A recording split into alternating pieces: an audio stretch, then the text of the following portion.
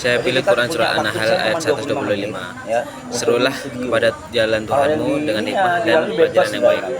Secara umum, ayat ini turun sebagai pedoman utama bagi Nabi Muhammad dalam menghadapi berbagai situasi dakwah, baik di Mekah yang penuh tekanan maupun di Madinah. Intinya Allah ngasih tahu cara terbaik ngajak orang. Di era sekarang orang gampang tersinggung. Jadi ayat ini jadi reminder buat kita. Dakwah jangan kasar, jangan maksa, tapi pakai cara yang bijak.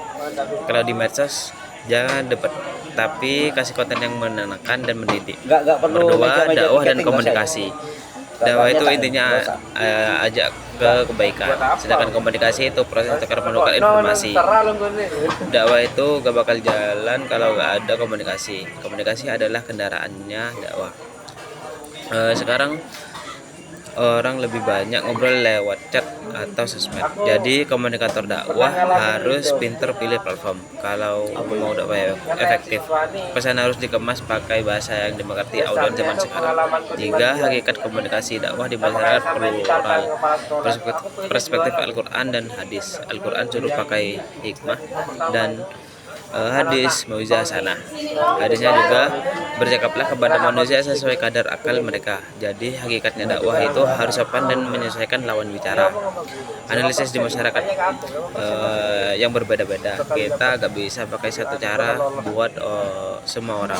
Prinsipnya hormat dan adaptif. Jangan paksa budaya kita ke mereka. Komunikasi dakwah harus jadi jembatan bukan tembok. Kalau kita menghargai budaya mereka, pesan Islam bakal lebih diterima. 4. Encoding, decoding, dan feedback. Encoding, kita bikin konten dakwah, misal video ceramah. Decoding, penonton nonton dan nafsirkan isinya. Feedback, komentar atau reaksi penonton. Analisis di media, masalahnya maksud kita belum tentu sama dengan apa yang mereka tangkap. Contoh, kita kasih motivasi, tapi karena gaya bahasa kita, penonton malah ngerasa dihakimi. Di kolom komentar bisa muncul perdebatan. Jadi komunikator dakwah harus mikir, apakah bahasan saya sudah jelas atau malah disalahartikan.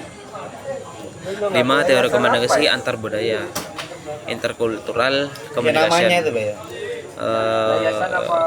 Ini teori buat mengerti kalau setiap orang punya latar belakang berbeda-beda. Jadi cara pandang mereka juga beda. Kuncinya ada di empati dan menghindari etnosentrisme. Lebih banyak aja sekarang kan berhubungan sama pakai bahasa atau contoh yang dekat sama budaya lokal mereka. Empati, coba lihat masalah dari sudut pandang mereka. Tujuannya biar pesan Islam gak dianggap asing atau menyerang.